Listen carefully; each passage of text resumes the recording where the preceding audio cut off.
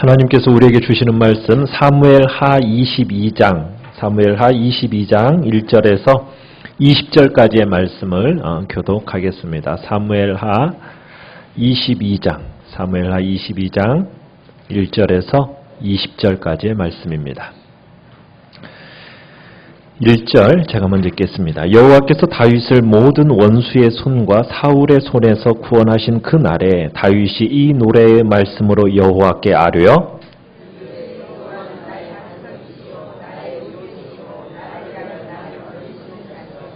내가 피할 나의 반석의 하나님이시오 나의 방패시오 나의 구원의 뿌리시오 나의 높은 망대시오 그에게 피할 나의 피난처시오 나의 구원자시라 나를 폭력에서 구원하셨도다.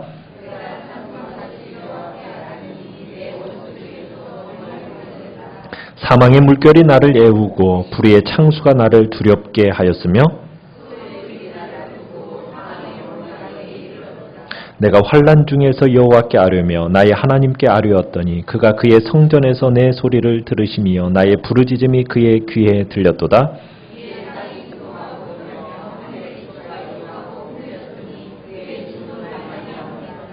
그의 코에서 연기가 오르고 입에서 불이 나와 사름이여 그 불에 숯이 피었도다.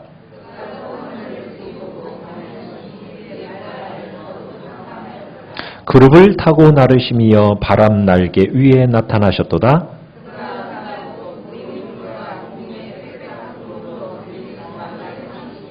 그 앞에 있는 광채로 말미암아 숯불이 피었도다.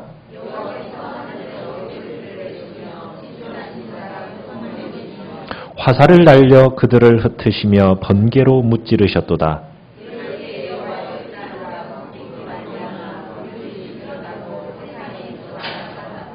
그가 위에서 손을 내미사 나를 붙드시며 많은 불에서 나를 건져내셨도다.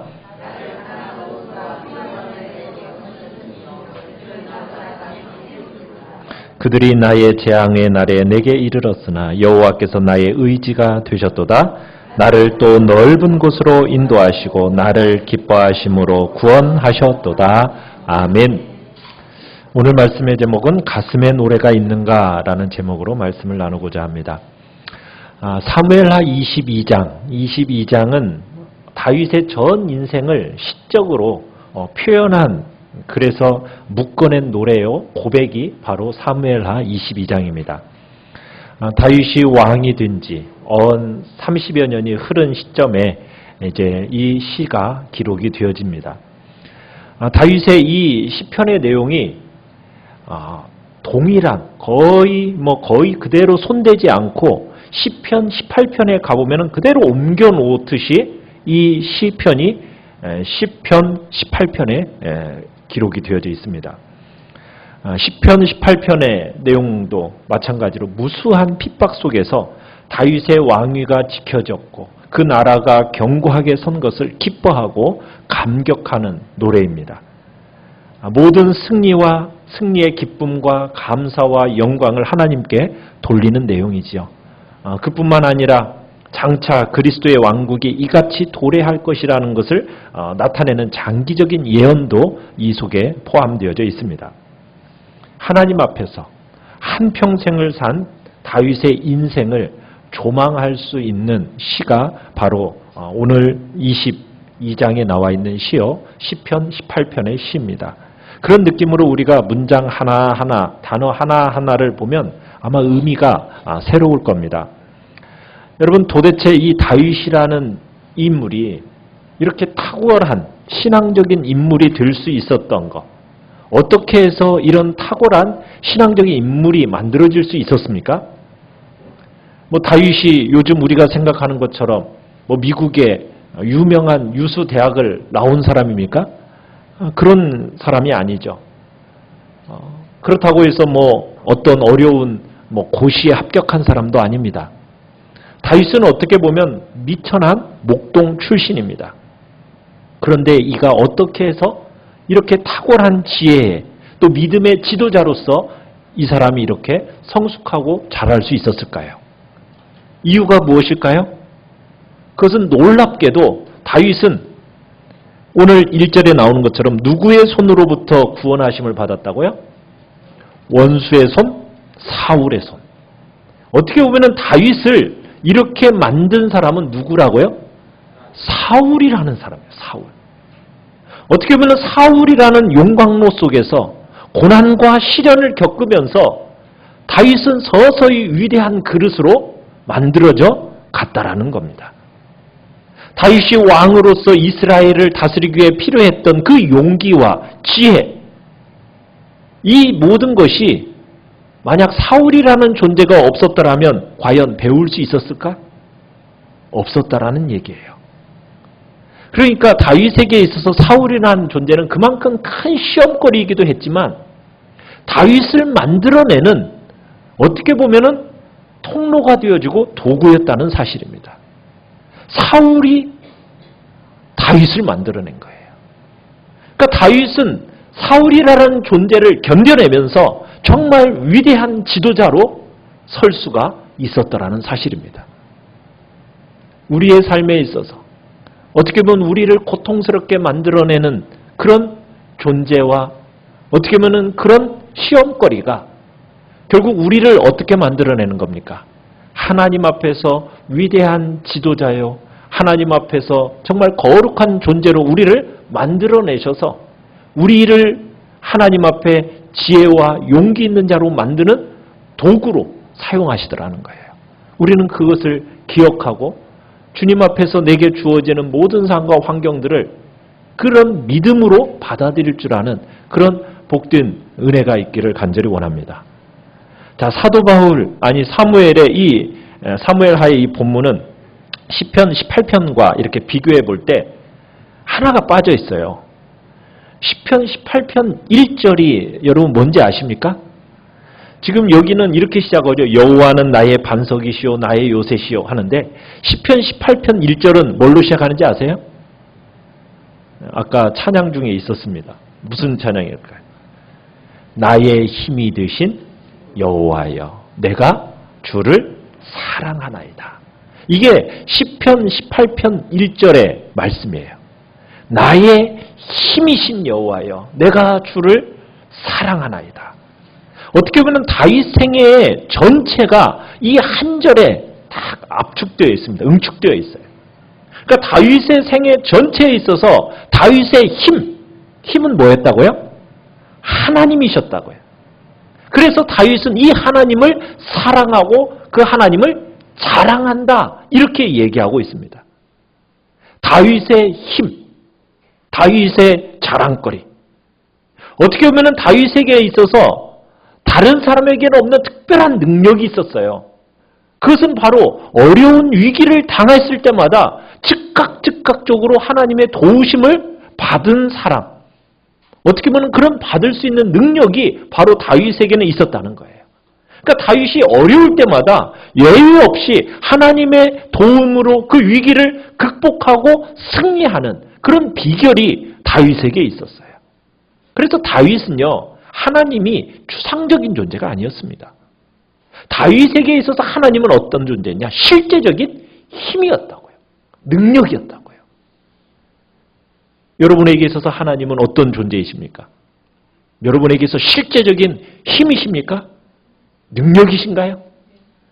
그러기에 그 주님을 사랑하나이다. 이렇게 고백을 했어요. 사랑한다. 내가 그 주님을 자랑합니다. 주님은 나에게서 가장 소중한 분이시고 나에게서 가장 중요한 힘이십니다. 라는 의미입니다. 여러분 사람마다 자기가 자랑하는 것이 있어요. 다 다르죠. 여기 계시는 분들은 손주 자랑하시는 분이 있을 것이고 자식 자랑하는 분이 있을 것이고 또 뭐 좀 공부 좀 하신 분이면 학벌 자랑도 하고 또 명예 자랑도 하고 신분 자랑도 하고 뭐 이런 자랑거리들이 사람들에게 각자 있습니다. 그래서 제일 먼저 입에 탁 나오는 것이 어떻게 보면은 자기가 자랑하는 거리요, 자기의 힘이 되기도 해요. 그런데 다윗에게 있어서 가장 중요한 자랑거리가 뭐였다고요? 하나님이셨다고요. 왜요? 하나님은 위기 때마다 도와주시는 분이셨고 그 자신을 높여주시는 분이 바로 하나님이심을 다윗은 실제적으로 경험했기 때문에 그 하나님이 자랑거리요, 사랑하는 존재였다라고 고백하고 있는 겁니다. 우리 2절, 3절을 다시 한번 읽어보겠습니다. 여호와는 시작. 여호와는 나의 반석이시요 나의 요새시요 나를 위하여 나를 건지시는 자시요 내가 피할 나의 반석의 하나님이시요 나의 방패시요 나의 구원의 뿌리시요 나의 높은 망대시요 그에게 피할 나의 피난처시요 나의 구원자시라 나를 폭력에서 구원하셨도다. 아멘. 다윗이 하나님을 향하여 지금 고백을 하는데 무려 10개의 고백을 지금 쏟아놓고 있습니다. 이 고백에 의하면 다윗에게 있어서 하나님은 어떤 존재이냐? 자신의 모든 것의 주인이 되심을 고백하면서 이 모든 것이 자신 개인의 삶과 존재와 그 관계되는 모든 영역 속에서 그 주님이 하나님이 나의 주인 되신다고. 나 개인뿐만 아니라 온 우주와 온 역사와 내 삶의 운명의 주인이 바로 하나님 되심을 고백하는 겁니다. 그런데 이 하나님이 어떤 분이시냐? 내가 그 하나님을 찾아서 내가 올라가서 내가 만나야만이 그런 하나님이 아니라 이 하나님은 다 나를 지켜보시고 나를 향하여 관심 가지고 계시다가 준비하고 계셨다가 내가 필요한 시점에 내가 부르짖으면은 즉각적으로 응답하시는 하나님.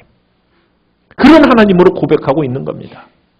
어려운 현실 속에서, 재난 속에서, 곤란 속에서, 절망 속에서, 난관 속에 있다 할지라도 하나님 앞에 내가 부르짖으면 그 즉각 응답하시는 분. 내가 당한 모든 그 문제들을 근본적으로 해결해 주시는 분. 그런 강력한 힘과 그만큼 나를 향하여 깊은 열심을 가지고 계시는 분. 그분이 바로 하나님이시다. 지금 고백하고 있는 겁니다. 그래서 4절에서 7절을 보면은 다윗이 하나님의 구원을 어떻게 경험했는지를 보여줘요. 자, 그 구원은 4절에 보면 이렇게 하죠. 내가 찬송받으실 여호와께 뭐하리니? 아뢰리니. 그러니까 다윗의 간절한 부르짖음의 응답으로 구원은 시작이 되어지는 겁니다. 그러니까 어떤 비참한 곤경에 빠지면요. 그냥 체념하는 이게 내 숙명이려니 하면서 숙명론적으로 이렇게 빠지지 않았습니다. 하나님의 간섭을 호소하는 거예요. 하나님이 나를 택하신 하나님, 찬양받으실 하나님, 원수들로부터 나를 구원할 것 믿으면서 하나님 앞에 지금 아뢰는 거예요. 어떤 상황이었습니까? 5절을 보십시오. 5절, 6절을 같이 한번 읽어보겠습니다. 시작. 사망의 물결이 나를 예우고 불의의 창수가 나를 두렵게 하였으며 스올의 줄이 나를 두르고 사망의 올무가 내게 이르렀도다. 지금 다윗의 곤경이 얼마나 심각한 상황인지 사망의 물결, 불의의 창수 이렇게 얘기합니다. 지금 자신이 처한 위험이 지금 물에 빠져가지고 허적거리는 그 사람의 모습으로 지금 표현하고 있는 거예요.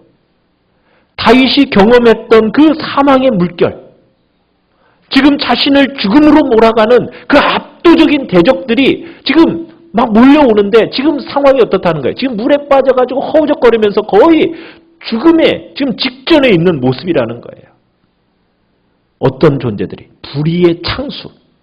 정말 자신을 모해하고 죽이려는 극악한 세력들이 지금 창수처럼 자기에게 몰려오고 있는 거예요. 사울에게 쫓기는 그 상황이 지금 사망의 물결, 불의의 창수로 에워싸여 있다라고 자신의 그 상황들을 지금 표현하고 있는 겁니다. 6절에서는 그런 거죠. 스올의 주리. 스올의 줄이라는 건 뭐냐면 죽은 자를 결박하는 줄입니다. 여러분, 죽은 자를 결박한 줄, 그러면 다시는 산자의 땅으로 갈 수 없다라는 거예요. 그걸 딱 막는 한계 상황이 스올의 줄입니다. 사망의 올무. 여러분, 짐승이 덫이 한번 딱 걸리잖아요. 그러면 그 덫에서 살아날 가능성은 제로입니다.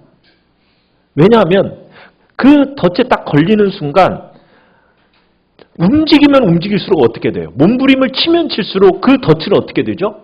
점점 더 조여가는 거예요. 아무리 물어뜯으려고 해도 이것은 뜯어지지가 않는 거예요. 결국 서서히 죽어가는 것이 바로 이 덫입니다. 마치 끝없는 웅덩이 속에, 늪 속에 빠졌어요. 여러분 혼자 빠져 있으면 아무리 소리 질러도 어떻게 돼요? 건져줄 사람이 없어요. 혼자 몸부림 치다가 결국에는 어떻게 되는 겁니까? 서서히 빠져 죽어가는 것이 그게 늪이잖아요. 지금 다윗의 상황이 이렇다는 거예요. 여러분 죽음의 자리에 있다는 것은 얼마나 비참하고 두려운지 모르는 거예요. 다윗이 한때 광야 속에서 이렇게 도망하면서 뭐라고까지 얘기했냐면 나 자신과 사망 사이는 한 걸음이다 이렇게까지 얘기했어요. 그 정도로 죽음의 위기를 급박하게 느낀 다윗, 꼼짝할 수도 없는 그런 상태 속에서 죽기 직전의 상태까지 갈 때 여러 번이 있었던 것이 다윗의 생애였습니다. 여러분, 여러분의 마음속에 깊은 절망과 깊은 좌절이 찾아올 때 결국 이런 식으로 내 인생은 끝나고 마는 것일까? 여러분, 우리 믿는 자들은 그런 상황 속에서 어떻게 해야 되는 걸까요? 어떻게 해야 됩니까? 사는 것도 아닌 것 같고 죽는 것도 아닌 것 같고 이 정말 어떻게 해야 될지 모르는 그런 상황 속에서 정말 하나님의 우리 인생 가운데 찾아오셔서 어떻게 보면 우리의 인생을 경영하는 방식이 뭐예요? 우리 7절을 같이 한번 읽어보겠습니다. 7절 시작. 내가 환난 중에서 여호와께 아뢰며 나의 하나님께 아뢰었더니 그가 그의 성전에서 내 소리를 들으시며 나의 부르짖음이 그의 귀에 들렸도다. 아멘. 여러분, 우리의 인생을 경영하는 하나님의 방식이 있습니다. 방식이 뭐예요? 기도입니다. 기도. 지금 사망의 물결이, 불의의 창수가, 스골의 줄이, 사망의 올무가 이제 그를 완전히 조여올 때 그 환난 중에서 다윗이 한 건 뭐라고요? 하나님께 부르짖음이었습니다. 성전 쪽을 향해서 온 힘을 다하여 하나님께 부르짖었어요. 기도했어요. 그 부르짖음에 하나님은 어떻게 해요? 놀랍게 강력하게 응답을 하십니다. 하나님은 자기 백성들의 부르짖는 그 소리를 외면하지 아니하십니다. 그 소리를 들으시고 달려오신다는 거예요. 자기 자신의 자녀들에게 얼마나 관심이 있으신가? 그 기도 소리를 들으시고 달려오시는 모습이 어떠한지 우리 한번 볼까요? 우리 8절, 9절 한번 같이 한번 읽어봅시다. 8절, 9절. 시작. 이에 땅이 진동하고 떨며 하늘의 기초가 요동하고 흔들렸으니 그의 진노로 말미암음이로다. 그의 코에서 연기가 오르고 입에서 불이 나와 사름이여 그 불에 숯이 피었도다. 하나님이요, 지금 자기 자녀가 곤경에 처해졌다라는 사실, 그 공경에 빠뜨려졌다는 사실을 아시고 그 부르짖는 소리를 들으시고 하나님이 지금 마음에 어떤 마음으로 지금 달려오시는 거예요? 진노. 그죠? 여기 8절에 그의 진노로 말미암아 지금 하나님이 매우 그냥 화가 나신 모습으로 지금 달려오시는 겁니다. 근데 달려오시는 모습이 얼마나 장엄해요. 그죠? 땅이 어떻게 된다고요? 진동한다고 막 꿈틀꿈틀거리는 거예요. 땅이 그냥 막 흔들리는 거예요. 하나님 막 달려오시는데 막 땅이 흔들립니다. 하늘을 떠받치고 있는 산의 뿌리까지 막 떨면서 막 뒤틀려진다라고 기록하고 있어요. 그 코에서는 뭐가 나오고 연기가 나오고 그 입에서는 막 우리가 그죠? 막 화가 나면 어떻게 돼요? 막 입에서 막 불 나가고 연기 난다고 그러잖아요. 그런 것처럼 지금 하나님이 지금 아주 마치 뭐 지금 괴물로 묘사하는 겁니까, 하나님이? 그걸 묘사하는 것이 아니라 하나님의 백성이 당한 그 일에 대해서 하나님이 너무 분노하셔가지고 지금 달려오시는 모습을 지금 이렇게 표현하고 있는 거예요. 달려오시는 모습이 얼마나 무시무시합니까? 그죠? 막 코에서는 연기 나고 입에서는 불 나오고 그냥 막 뛰어오는데 땅은 어떻게 돼요? 그냥 막 뒤틀리면서 흔들흔들하고 산에 막 기초까지 그냥 막 뿌리까지 다 떨면서 흔들릴 정도로 하나님이 지금 자기 자녀가 죽음 가운데 있다는 사실을 알고 막 달려오시는 모습이 여러분 얼마나 어미로운 모습입니까? 땅이 꿈틀꿈틀 흔들흔들 떠받치는 산내 뿌리까지 막 뒤틀리고 이 화나신 하나님 앞에 과연 누가 설 수 있겠어요? 네. 여러분, 이분을 화나게 만든 게 지금 뭐죠? 무엇이 지금 하나님을 화나게 만들었습니까?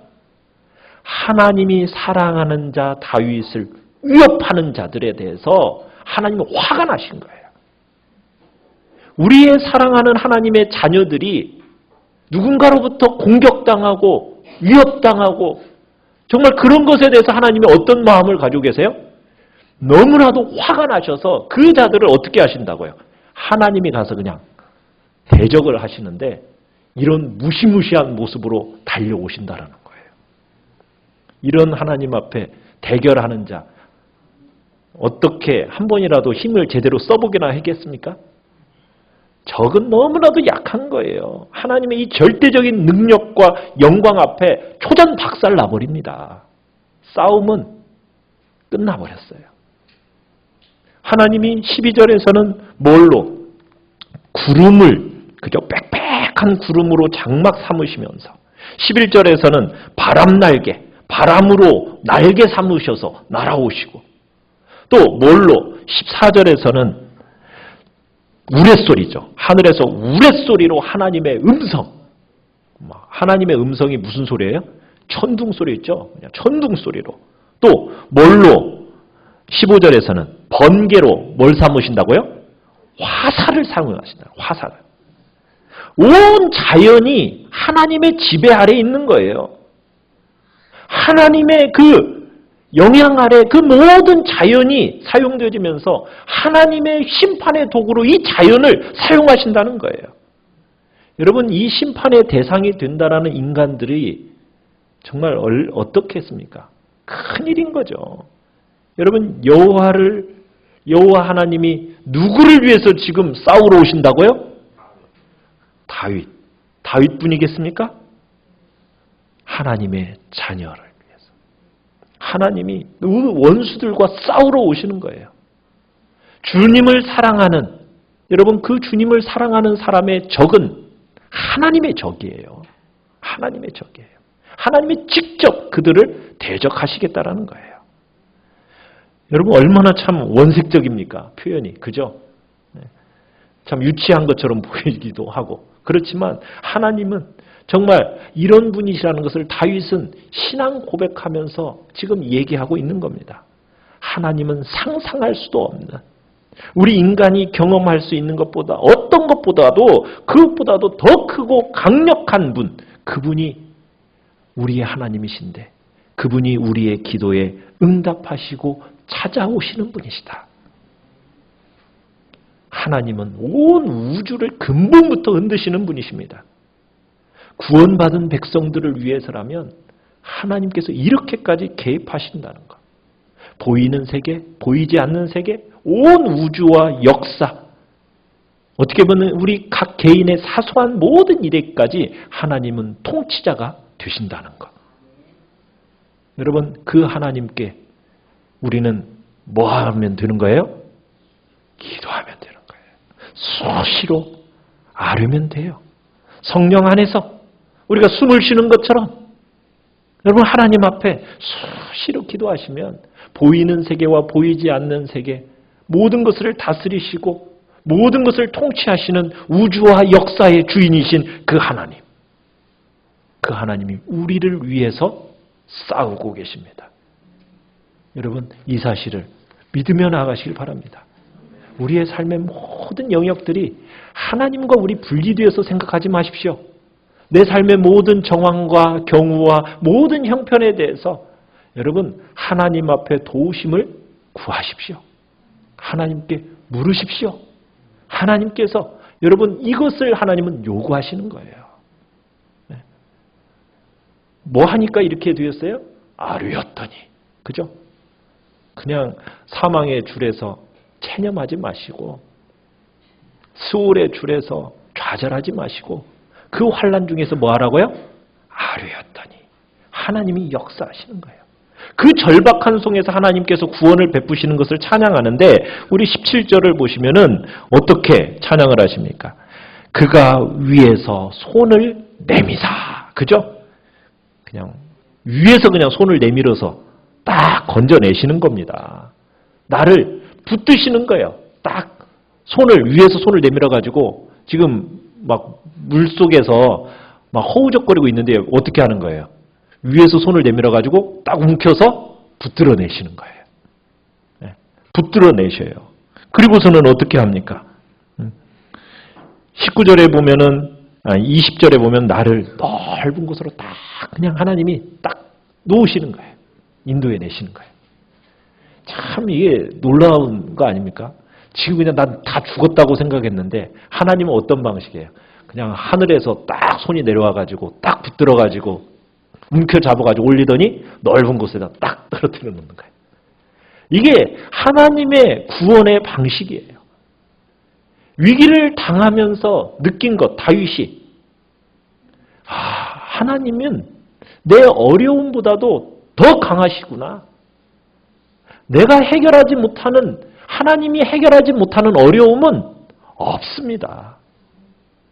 여러분 18절을 보시면은 이렇게 해서 나를 강한 원수와 미워하는 자에게서 건지셨으며 그들은 나보다 강했기 때문이다. 그럼 무슨 얘기입니까? 다윗은요, 만나는 상대가 자기보다도 어떤 자들을 만났다고요? 그죠? 정말 강한 자예요. 센 자들이 만난 거예요.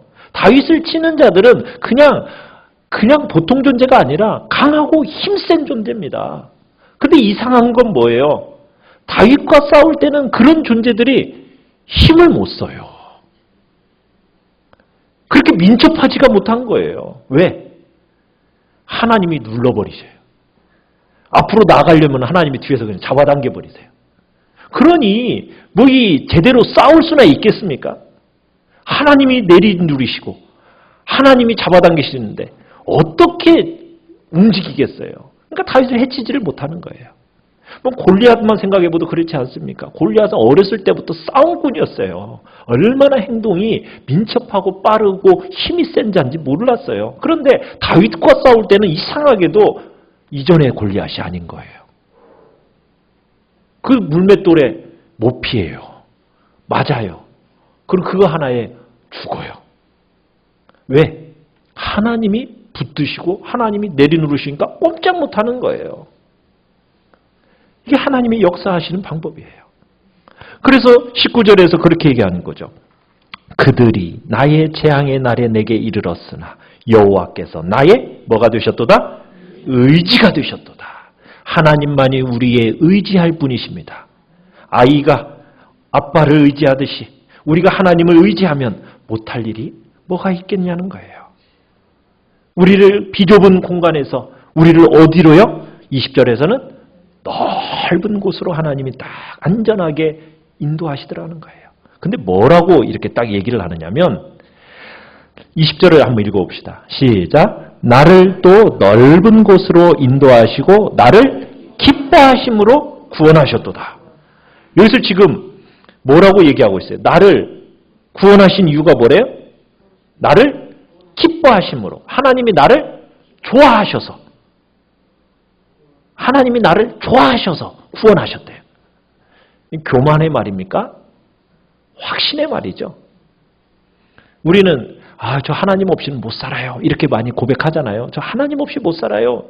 근데 다윗은 한 걸음 더 나가서 뭐라고 지금 얘기하는 겁니까? 어떻게 보면 하나님과의 관계를 이렇게까지 확인하면서 나아가는 거예요. 하나님 앞에 내가 얼마나 귀한 존재인지, 하나님이 나를 얼마나 사랑하시고 나를 기뻐하시고 나를 좋아하시는지 하나님도 나 없이는 못 살아.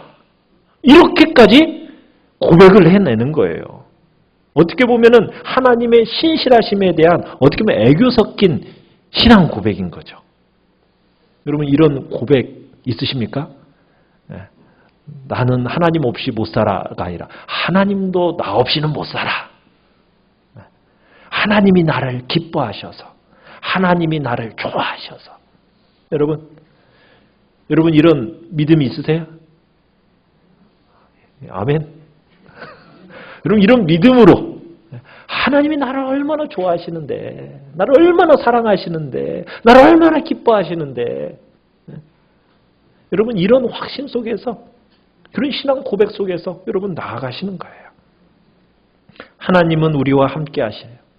그러면서 우리를 통해 그분의 이야기를 하고 싶어 하세요. 하나님의 이야기를 하고 싶어 하는 거예요. 누구를 통해서요? 나를 통해서. 우리를 통해서. 우리가 그렇게 살다 보면 나중에 우리는요, 간 곳 없어지고 누구만, 주님만 우리 안에 가득 나타나기를 주님은 기대하시는 거예요. 하나님께서 다윗을 가시밭길에 던지시기도 하고 또 하나님 앞에서 험한 그런 상황 속에 던지신 이유가 무엇이겠어요?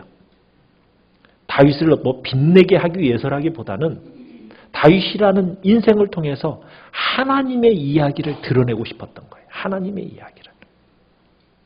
다윗이 넘어지기도 합니다. 아픔을 겪기도 합니다. 그때마다 기도했어요.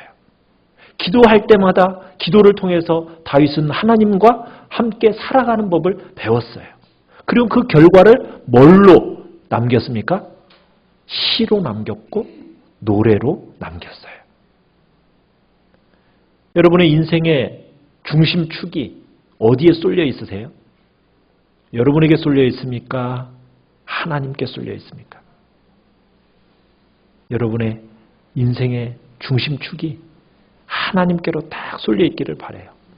하나님과 함께 살아가는 법을 한번 배우시길 바랍니다. 사도 바울은 이렇게 얘기했어요. 보배를 질그릇에 가진 존재가 우리다. 이렇게 얘기했어요. 우리 안에 뭐가 있어요? 보배가 있고. 나는 뭐라고요? 질그릇이라고요. 이게 그리스도인입니다. 질그릇인 나. 그리고 내 안에 보배로 뭐가 드러나 있어요? 예수 그리스도가 있어요. 자, 그러면은 그 보배가 드러나도록 하기 위해서는 이 질그릇은 어떻게 돼야 될까요? 그죠? 깨져야죠. 질그릇이 깨져야 뭐가 보여요? 보배가 보여질 거 아니겠어요? 그냥 깨진다고 되겠어요? 박살나야죠. 부서져야죠. 그래야 내 안에 있는 보배가 확 나타날 거 아니에요. 그죠? 그런데 우리는 무슨 생각을 해요? 처음 보배를 가졌을 때 내 모습은 질그릇이지만 내가 보배를 가진 세월이 길어지면 길어질수록 나는 어떤 존재가 되기를 기대하죠? 동그릇이 되었다가 은그릇이 되었다가 점점 나는 금그릇이 되기를 원해요. 그죠? 그럴까요? 우리는 그렇게 되어가서는 내 안에 있는 보배가 보여지지가 않아요. 내 안에 있는 보배가 보여지려면 이 질그릇이 어떻게 돼야 된다고요? 깨지고 부서지고 없어져야 돼요. 그래야만이 내 안에 있는 보배가 나타날 거 아니겠어요? 오롯이 보배가 드러나도록 하기 위해서. 사무엘하 22장의 긴 시어가요. 전부 누구의 이야기입니까? 다윗의 이야기입니까? 하나님의 이야기입니까? 그죠? 하나님의 이야기예요. 다윗의 인생을 통해서 기록되어진 이 시들은 다윗의 노래가 아니에요. 누구의 노래예요? 하나님의 노래예요. 다윗의 인생을 통해서 무엇을 하나님은 이야기하고 싶은 거예요? 다윗을 이야기하고 싶은 것이 아니라 다윗의 인생을 통해 보여주시는 하나님의 이야기를 하고 싶으신 거예요. 그러기 위한 매일의 싸움이 인생인 겁니다. 다윗의 인생은 하나님의 노래였습니다. 우리도 하나님의 악기가 되고 우리도 하나님의 노래가 되기를 바랍니다. 그러기 위해서는 내 가슴에 하나님을 향한 역사가 있어야 돼요. 그래, 하나님이 내 인생 속에서 어떻게 구원하셨는가? 내 인생 속에 어떻게 역사하셨는가? 내가 그렇게 사망의 줄, 정말 스올의 줄에 꼭 묶여있는 그 상황 속에서 하나님이 나를 어떻게 구원해 내셨는가? 여러분, 이런 노래가 여러분의 그 품속에 가득 채워져 있기를 간절히 바랍니다. 그래서 여러분의 삶을 통해서, 여러분의 입술을 통해서 하나님에 대한 노래가 가득 올려지는 은혜. 그래서 나는 다 사라지고 없어지더라도 오롯이 무엇만 남기를? 내 안에 계신 예수 그리스도만, 보배만 보여지기를 원하는 그 심령으로 우리가 이 땅을 살아가기를